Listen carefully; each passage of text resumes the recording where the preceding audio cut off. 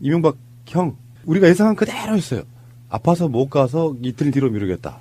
분명히 이 사람은 그러면 출석은 하는데 출석만 하고 나올 거야. 사실 이렇게 이루어지니까 조사한 게 없잖아요.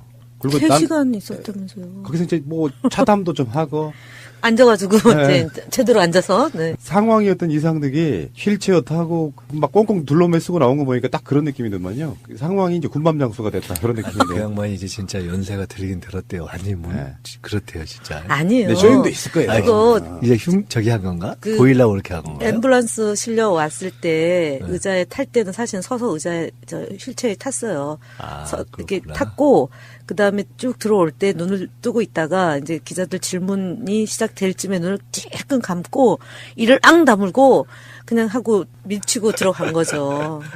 카메라가 오니까 갑자기 막 아파. 막 눈을 찔끔 감더라고요. 그러니까 우리도 이제 만약에 이명박이 소환돼도 똑같이 할 거다라는 게 그 기침에서 우리가 복선을 봤잖아요. 그쵸. 기침, 마른 기침. 아 진짜. 이명박은 근데 텐실 너무 많이 쳤다니까요. 제가 얘기했잖아요. 근데 어느 분이 그러던데 김경준 씨가 얘기한 게 있다면서요. 이명박 대통령의 기침의 진실.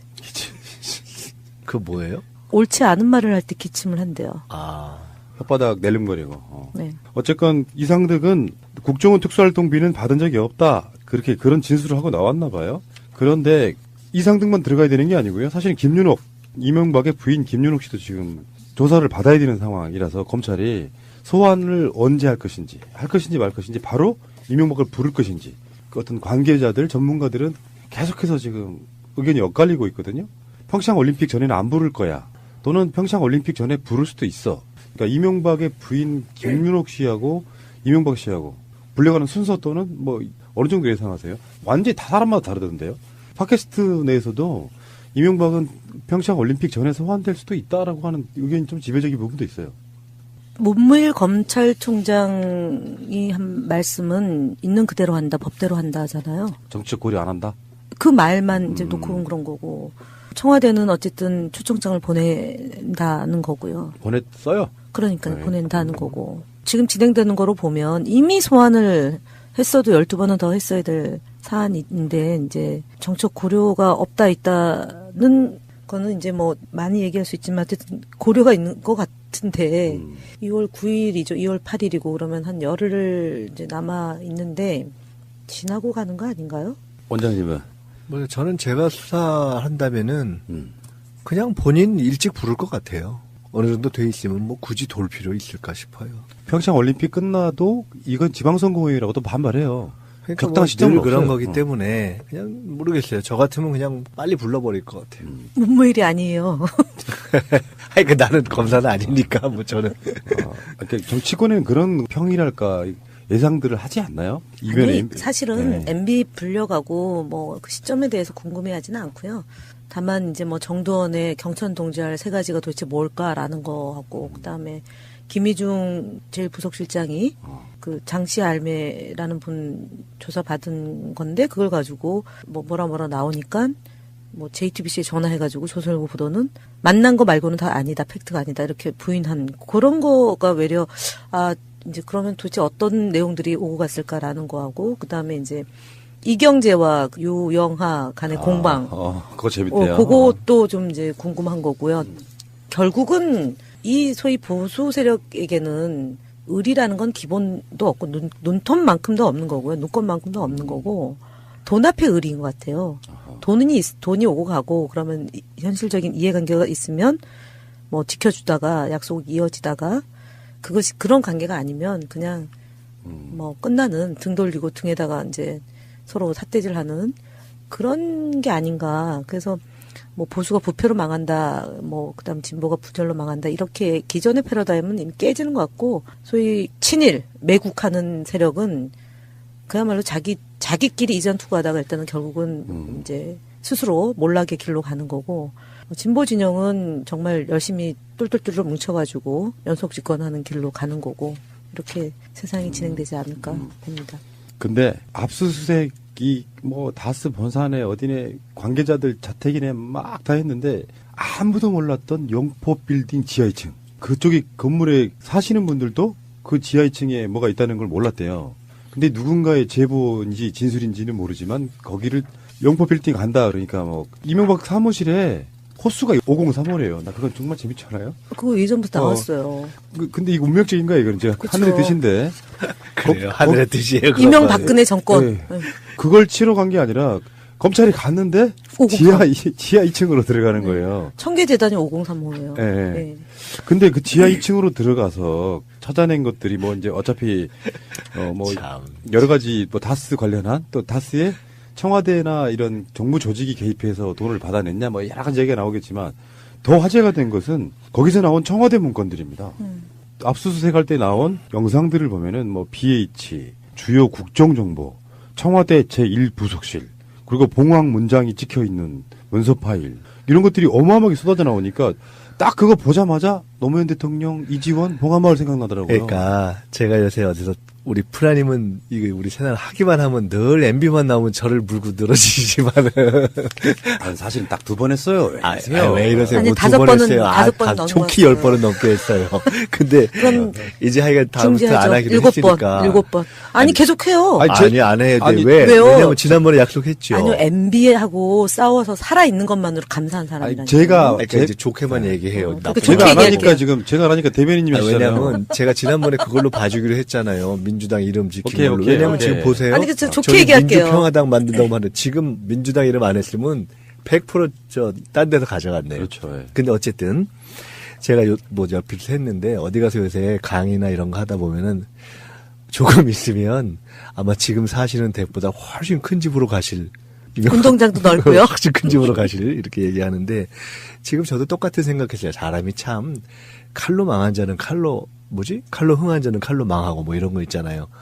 야, 그 서류 나오는 거 보면은 말도 안 되는 걸 가지고 그때 이지원 그거는 정말 억지로 비틀고 시비를 건 거잖아요. 근데 아주 자기들은 아주 그냥 짊어지고 보따리를 싸서 간 거잖아요. 종이로 박스로 가져왔어요. 참. 박스떼기. 오랜만에 들어보는 별걸 다 박스떼기. 박스떼기를 하네. 근데 진짜 어디에가 뭐가 들어있을지 몰라서 막 다스 본산에 어디네 다 털었는데 실질적으로 중요한 문서는 가깝게 둘 수밖에 없고요. 그리고 양이 많기 때문에 또 기자들이 몇 개월 전부터 죽치고 있는 상황이라 옮기지도 못하고 딱 거기에 숨겨져 있었을 텐데 딱 그 포장지만 봐도 0.1초도 안 걸렸어요. 그 이지원 봉하마을 생각나면서 정말 이 사람들은 정말 아니 어쩌면 이럴 수가 있죠. 저게 옛날에 좀도둑들은 원래 밤중에 이렇게 해서 태우는 건데 저게 좀도둑처럼 태우기도 그렇고. 파쇄기를 구입을 못했나 보죠. 저 박근혜 청와대는 파쇄기 구입해가지고 하다 못해가지고 귀찮아가지고 그렇죠. 캐비넷에 두고 나오고 두고 도망가고 여기는 17개를 가지고 왔는데 그 사이에 이제 처리도 못하고 참. 그러니까 이 영포 빌딩 지하의 압수수색이 이명박의 소환을 앞당길 수 있다. 이런 여러 가지 전망들이 나오거든요.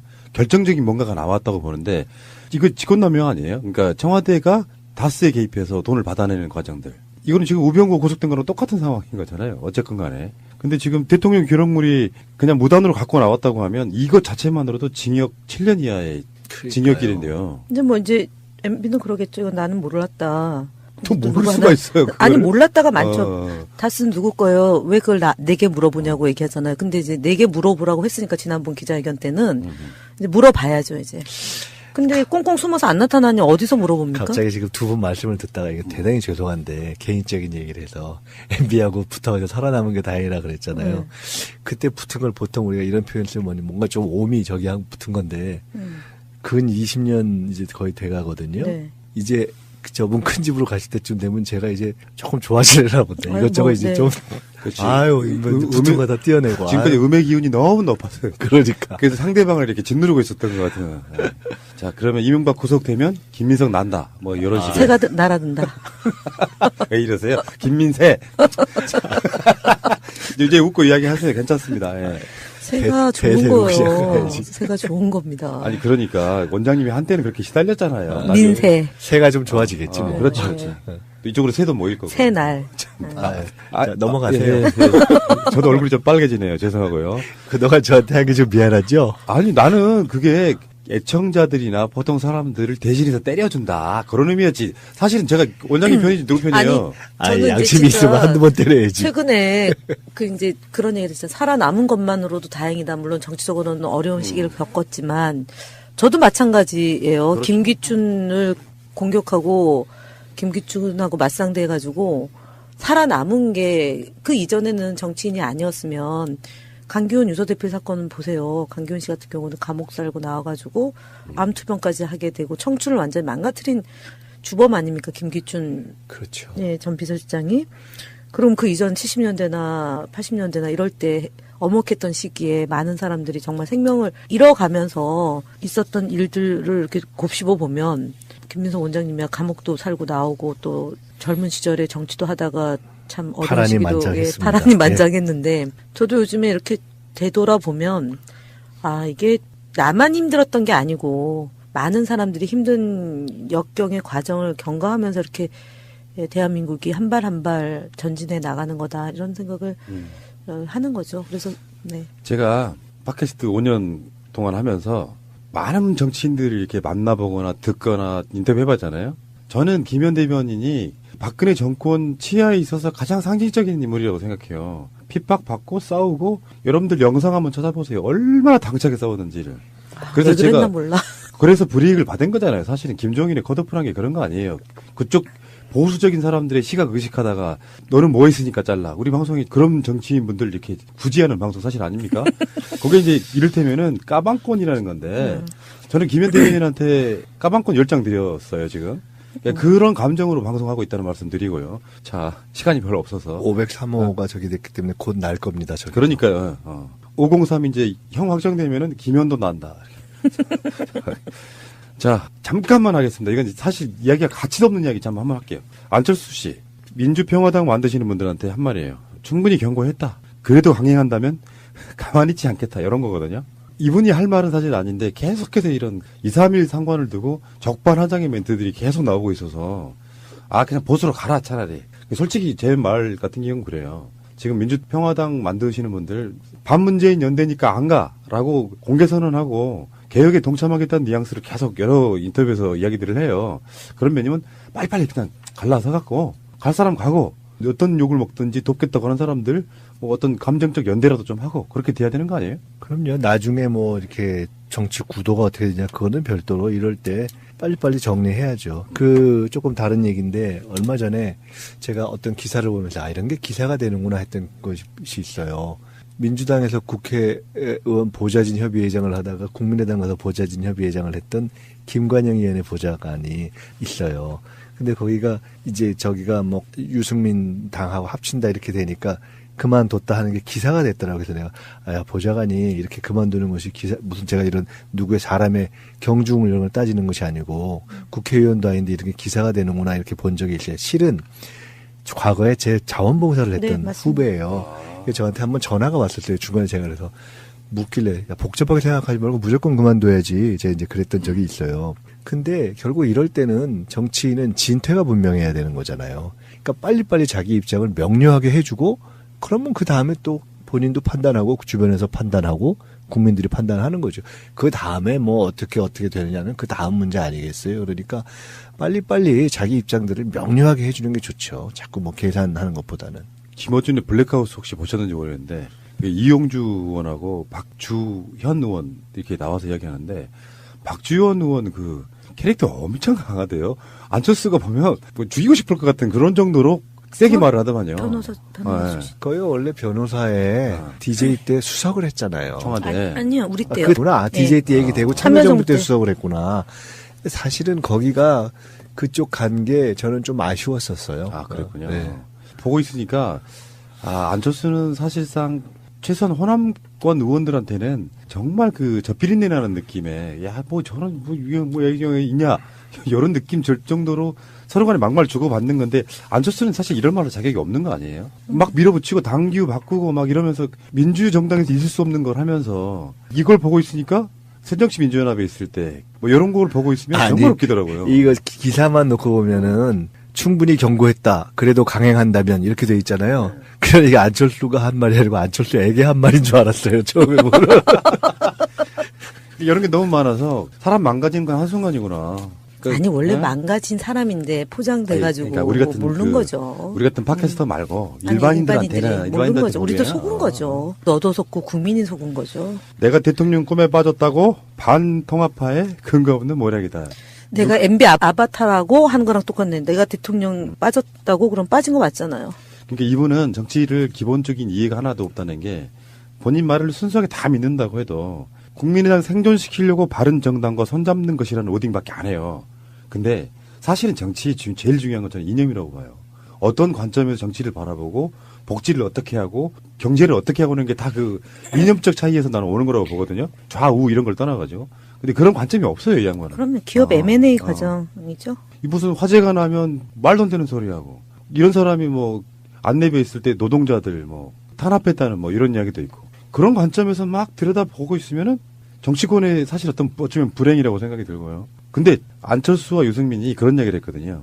TK만큼은 홍준표 자유한국당이 발 못 붙이게 아주 거기다가 목숨 걸겠다 이런 식의 워딩을 최근에 한 적이 있어요. 그러면 좋은 거 아니에요, 사실은? 감사하죠.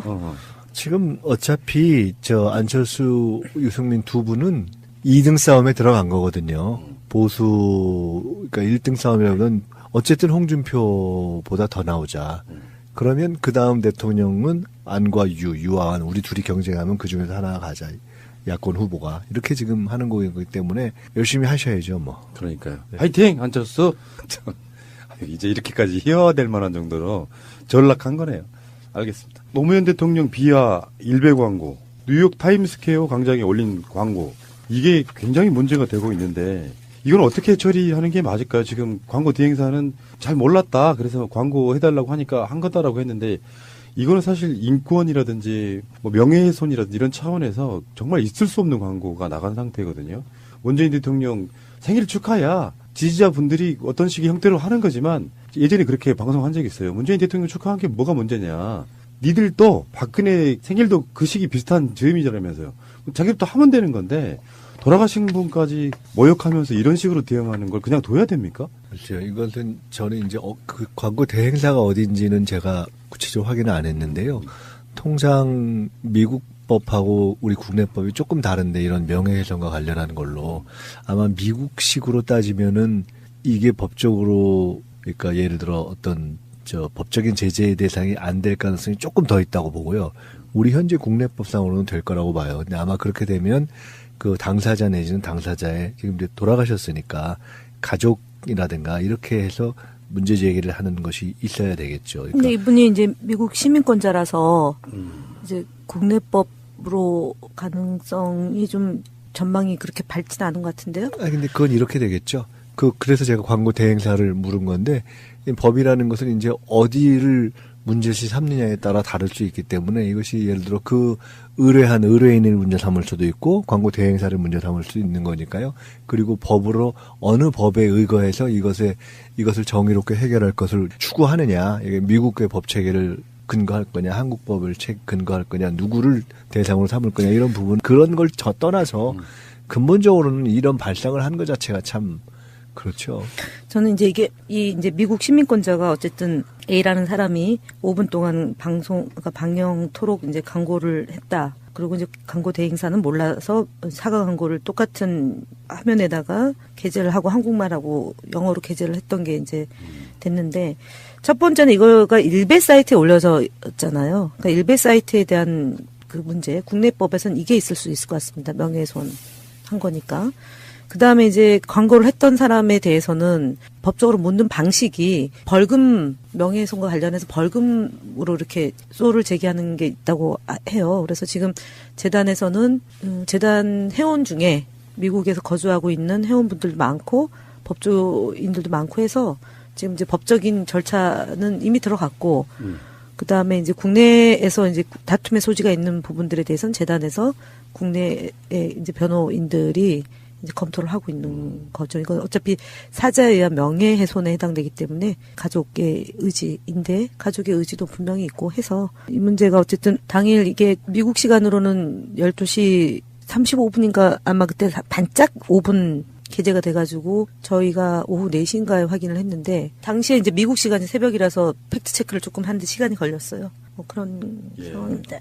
자유한국당 쪽의 댓글 부대 아마도 그 라인이 살아있을 법한 이명박이 직접 운영했다는 댓글 부대 그리고 일베 이렇게 합쳐진 어떤 그 조직들이 거기다가 지금 최근에 보면은 그 카톡으로 돌리고 있는 정보들 보면 문재인 대통령 지지율이 다 떨어지고 있다 막 돌리는 그 뭐 말도 안 되는 그 카톡도 도는 것처럼 그 조직들이 굉장히 요즘에 유기적으로 움직이는 것 같은 그런 느낌이거든요. 그런 부분들이 사실 지지율을 한 1, 2% 떨어뜨리는 데 역할을 하고 있다고 생각해요. 근데 얼마 전에도 청원 올라왔었잖아요. 일베 폐지 청원. 적극적으로 법을 검토해야 된다고 생각해요. 미풍 양속에 너무 위반되고 하는 이런 부분들은 저는 없애도 된다고 생각이 좀 드는 부분이고요. 자, 어쨌건 자 오늘 방송은 여기서 마치도록 하고요.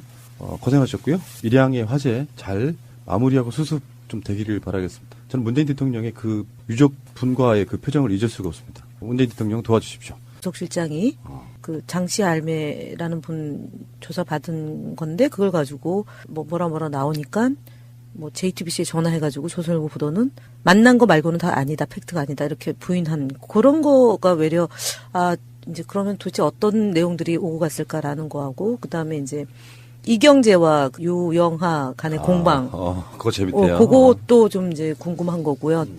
결국은 이 소위 보수 세력에게는 의리라는 건 기본도 없고 눈톱만큼도 없는 거고요. 눈꽃만큼도 없는 거고 돈 앞에 의리인 것 같아요. 돈이 오고 가고 그러면 현실적인 이해관계가 있으면 뭐 지켜주다가 약속이 이어지다가 그것이 그런 관계가 아니면 그냥 뭐 끝나는 등 돌리고 등에다가 이제 서로 삿대질하는 그런 게 아닌가. 그래서 뭐 보수가 부패로 망한다, 뭐 그다음 진보가 부절로 망한다 이렇게 기존의 패러다임은 이미 깨지는 것 같고 소위 친일 매국하는 세력은 그야말로 자기끼리 이전 투구하다가 일단은 결국은 이제 스스로 몰락의 길로 가는 거고 진보 진영은 정말 열심히 똘똘똘 뭉쳐가지고 연속 집권하는 길로 가는 거고 이렇게 세상이 진행되지 않을까 봅니다.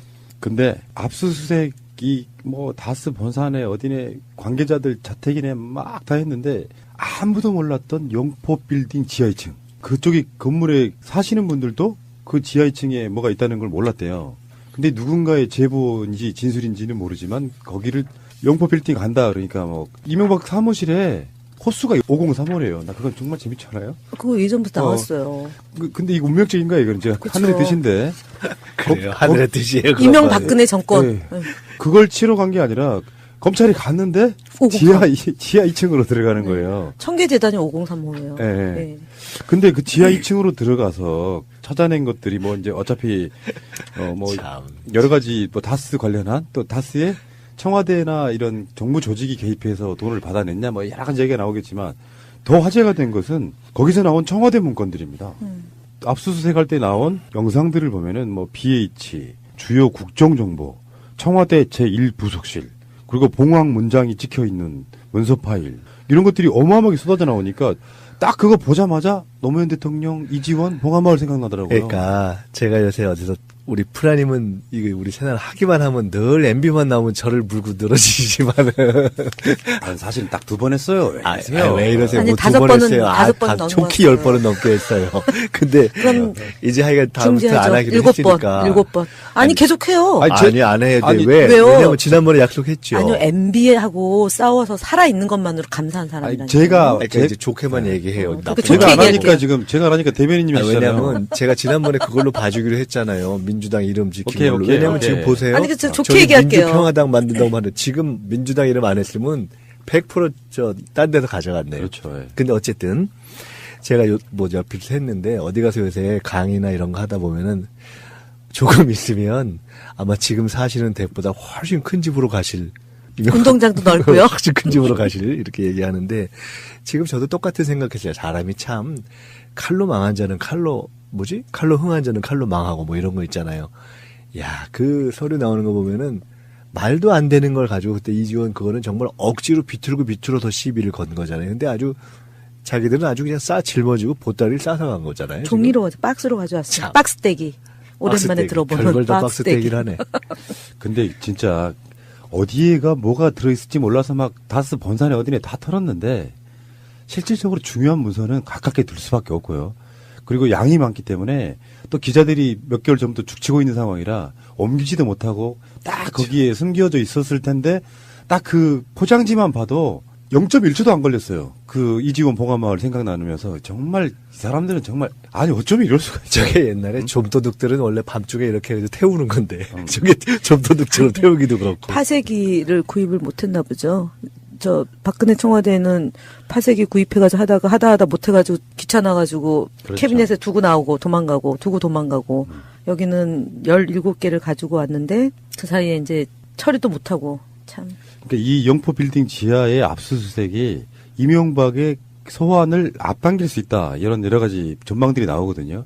결정적인 뭔가가 나왔다고 보는데 이거 직권남용 아니에요? 그러니까 청와대가 다스에 개입해서 돈을 받아내는 과정들. 이거는 지금 우병우 고속된 거랑 똑같은 상황인 거잖아요. 어쨌건 간에. 근데 지금 대통령 기록물이 그냥 무단으로 갖고 나왔다고 하면 이것 자체만으로도 징역 7년 이하의 징역길인데요. 근데 뭐 이제 MB는 그러겠죠. 이건 나는 몰랐다. 또 또 모를 누구 수가 하나- 있어요. 그걸. 아니 몰랐다가 많죠. 어. 다스는 누구 거예요? 왜 그걸 내게 물어보냐고 얘기하잖아요. 근데 이제 내게 물어보라고 했으니까 지난번 기자회견 때는 이제 물어봐야죠 이제. 근데 꽁꽁 숨어서 안 나타나니 어디서 물어봅니까? 갑자기 지금 두 분 말씀을 듣다가 이게 대단히 죄송한데 개인적인 얘기를 해서 MB하고 붙어가지고 살아남은 게 다행이라 그랬잖아요. 그때 붙은 걸 보통 우리가 이런 표현 쓰면 뭔가 좀 오미 저기 하고 붙은 건데 근 20년 이제 거의 돼가거든요. 네. 이제 저분 큰 집으로 가실 때쯤 되면 제가 이제 조금 좋아지려나 본데 아유, 이것저것 뭐, 이제 네. 좀 그렇지. 아유 붙은 거 다 띄어내고 지금까지 아유, 음의 기운이 너무 높았어요. 그러니까 그래서 상대방을 이렇게 짓누르고 있었던 것 같은. 네. 자, 그러면 이명박 구속되면 김민석 난다. 뭐 이런 식의. 새가 날아든다. 왜 이러세요? 김민세. 이제 웃고 이야기하세요. 괜찮습니다. 예. 새가 대- 좋은 대세로 거예요. 시작해야지. 새가 좋은 겁니다. 아니 그러니까 원장님이 한때는 그렇게 시달렸잖아요. 민새, 새가 좀 좋아지겠지 뭐. 그렇죠, 네. 그렇죠. 또 이쪽으로 새도 모일 거고. 새날. 자, 넘어가세요. 예, 예. 저도 얼굴이 좀 빨개지네요. 죄송하고요. 그동안 저한테 하기 좀 미안하죠? 아니 나는 그게 애청자들이나 보통 사람들을 대신해서 때려준다 그런 의미였지. 사실은 제가 원장님 편이지 누구 편이에요? 아니, 저는 이제 양심이 진짜 있으면 한두 번 때려야지. 최근에 그 이제 그런 얘기를 했잖아요. 살아남은 것만으로도 다행이다. 물론 정치적으로는 어려운 시기를 겪었지만 저도 마찬가지예요. 그렇죠. 김기춘을 공격하고 김기춘하고 맞상대해가지고 살아남은 게 그 이전에는 정치인이 아니었으면 강기훈 유서대필 사건은 보세요. 자기 입장들을 명료하게 해주는 게 좋죠. 자꾸 뭐 계산하는 것보다는. 김어준의 블랙하우스 혹시 보셨는지 모르겠는데 그 이용주 의원하고 박주현 의원 이렇게 나와서 이야기하는데 박주현 의원 그 캐릭터 엄청 강하대요. 안철수가 보면 뭐 죽이고 싶을 것 같은 그런 정도로 세게 말을 하더만요. 변호사 네. 거요 원래 변호사에 아. DJ 때 수석을 했잖아요. 청와대. 아니요, 우리 때요. 그구나. DJ 때 네. 얘기 되고 참여정부 참여정부 때 때. 수석을 했구나. 사실은 거기가 그쪽 간 게 저는 좀 아쉬웠었어요. 아, 그랬군요. 네. 보고 있으니까, 안철수는 사실상 최소한 호남권 의원들한테는 정말 그 저비린내 나는 느낌에, 야, 뭐 저런, 뭐 얘기가 있냐.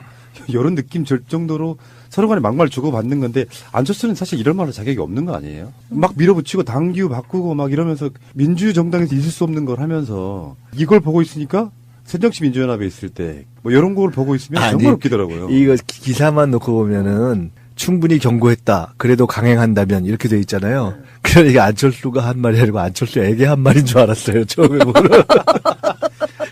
이런 게 너무 많아서 사람 망가지는 건 한순간이구나.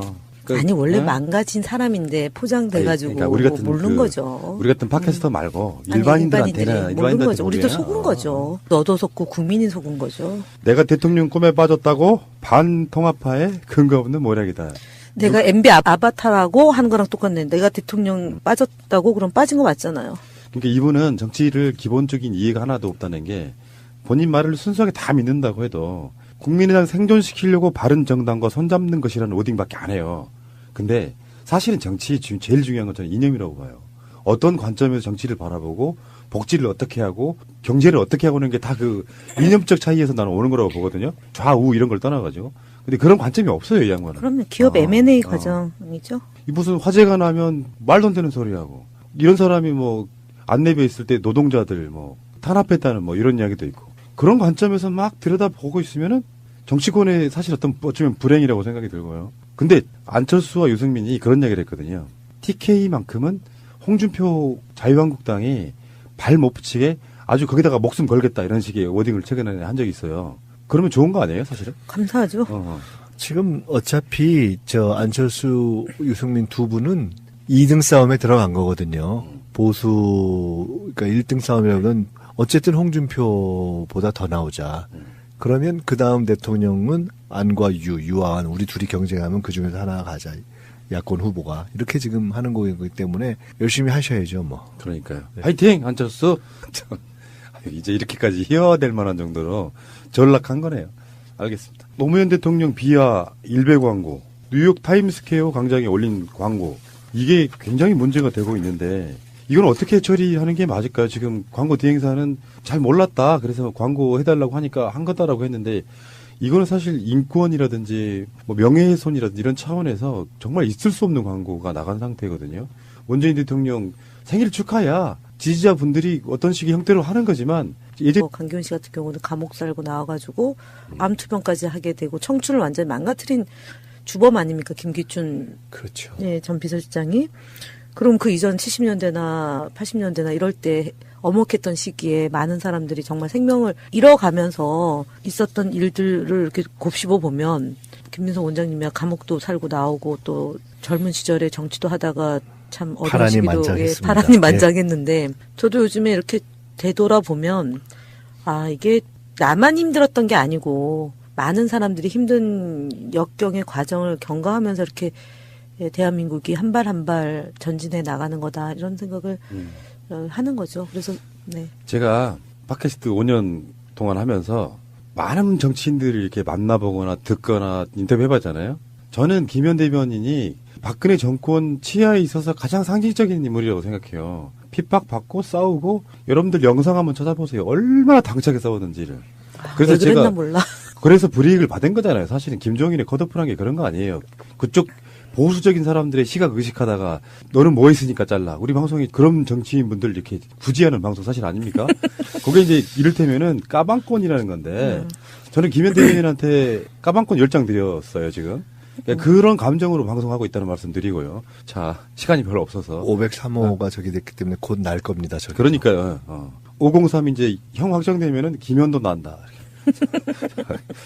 자, 잠깐만 하겠습니다. 이건 사실 이야기가 가치도 없는 이야기 한번 할게요. 안철수 씨, 민주평화당 만드시는 분들한테 한 말이에요. 충분히 경고했다. 그래도 강행한다면 가만히 있지 않겠다. 이런 거거든요. 이분이 할 말은 사실 아닌데 계속해서 이런 2, 3일 상관을 두고 적반하장의 멘트들이 계속 나오고 있어서 아, 그냥 보수로 가라 차라리. 솔직히 제 말 같은 경우는 그래요. 지금 민주평화당 만드시는 분들 반문재인 연대니까 안 가라고 공개선언하고 개혁에 동참하겠다는 뉘앙스를 계속 여러 인터뷰에서 이야기들을 해요.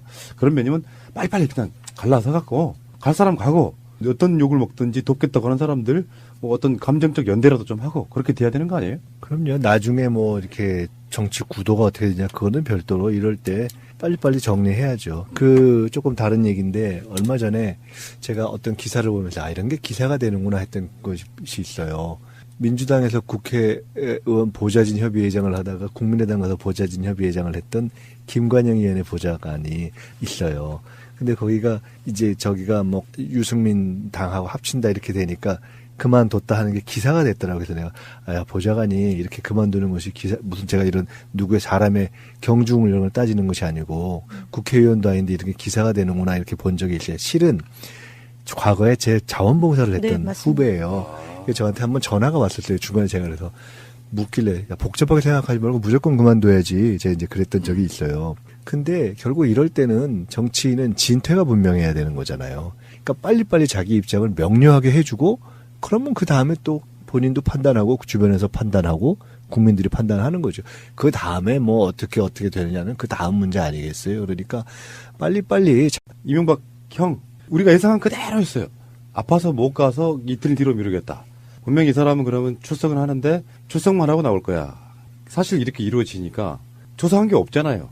그리고 3시간 있었다면서요. 거기서 이제 뭐 차담도 좀 하고 앉아가지고 네. 이제 제대로 앉아서. 네. 상황이었던 이상득이 휠체어 타고 막 꽁꽁 둘러매 쓰고 나온 거 보니까 딱 그런 느낌이더만요. 상황이 이제 군밤 장수가 됐다 그런 그 느낌이네요. 양반이 이제 진짜 연세가 들긴 들었대요. 아니 뭐 네. 그렇대요 진짜. 아니에요. 네, 쇼잉도 있을 거예요. 아니, 그거 이제 저기 한 건가? 그 보일라고 이렇게 한 건가요? 앰뷸런스 실려 왔을 때 네. 의자에 탈 때는 사실은 서서 의자에 휠체어에 탔어요. 아, 이렇게 그렇구나. 탔고 그 다음에 쭉 들어올 때 눈을 뜨고 있다가 이제 기자들 질문이 시작될 쯤에 눈을 찔끔 감고 이를 앙 다물고 그냥 하고 밀치고 들어간 거죠. 카메라가 오니까 갑자기 막 네. 아파. 막 눈을 찔끔 감더라고요. 그러니까 우리도 이제 만약에 이명박이 소환돼도 똑같이 할 거다라는 게 그 기침에서 우리가 복선을 봤잖아요. 그쵸. 기침 마른 기침. 아 진짜 이명박은 근데 텐실 너무 많이 쳤다니까요. 제가 얘기했잖아요. 근데 어느 분이 그러던데 김경준 씨가 얘기한 게 있다면서요. 이명박 대통령의 기침의 진실. 그 뭐예요? 옳지 않은 말을 할 때 기침을 한대요. 아, 혓바닥 내름거리고. 네. 어쨌건 이상득은 국정원 특수활동비는 받은 적이 없다. 그렇게 그런 진술을 하고 나왔나 봐요. 그런데 이상득만 들어가야 되는 게 아니고요. 사실 김윤옥, 이명박의 부인 김윤옥 씨도 지금 조사를 받아야 되는 상황이라서 검찰이 소환을 언제 할 것인지 말 것인지 바로 이명박을 부를 것인지 그 어떤 관계자들 전문가들은 계속해서 지금 의견이 엇갈리고 있거든요. 평창 올림픽 전에는 안 부를 거야. 또는 평창 올림픽 전에 부를 수도 있어. 그러니까 이명박의 부인 김윤옥 씨하고 이명박 씨하고 불려가는 순서 또는 뭐 어느 정도 예상하세요? 완전히 다 사람마다 다르던데요. 팟캐스트 내에서도 이명박은 평창 올림픽 전에 소환될 수도 있다라고 하는 의견이 좀 지배적인 부분도 있어요. 문무일 검찰총장이 한 말씀은 있는 그대로 한다, 법대로 한다 하잖아요. 정치적 고려 안 한다. 그 말만 이제 놓고 온 그런 거고. 청와대는 어쨌든 초청장을 보낸다는 거고요. 보냈어요. 그러니까 네. 보낸다는 거고. 지금 진행되는 거로 보면 이미 소환을 했어도 12번은 더 했어야 될 사안인데 이제 정책 고려가 없다 있다는 거는 이제 뭐 많이 얘기할 수 있지만 어쨌든 고려가 있는 것 같은데 2월 9일이죠. 2월 8일이고 그러면 한 열흘 이제 남아 있는데 지나고 가는 거 아닌가요? 원장님은 뭐 저는 제가 수사한다면은 그냥 본인 일찍 부를 것 같아요. 어느 정도 돼 있으면 뭐 굳이 돌 필요 있을까 싶어요. 평창 올림픽 끝나도 이건 지방선거용이라고도 반발해요. 그러니까 적당한 뭐 시점은 늘 그런 없어요. 거기 때문에 그냥 모르겠어요. 저 같으면 그냥 빨리 불러버릴 것 같아요. 문무일이 아니에요. 아니 그 나는 검사는 아니니까 뭐 저는 그러니까 정치권에는 그런 평이랄까 예상들을 하지 않나요? 이변에 아니, 사실은 네. MB 불려가고 뭐 그 시점에 대해서 궁금해하지는 않고요. 다만 이제 뭐 정두원의 경천 동지할 세 가지가 도대체 뭘까라는 거하고 그다음에 김희중 제일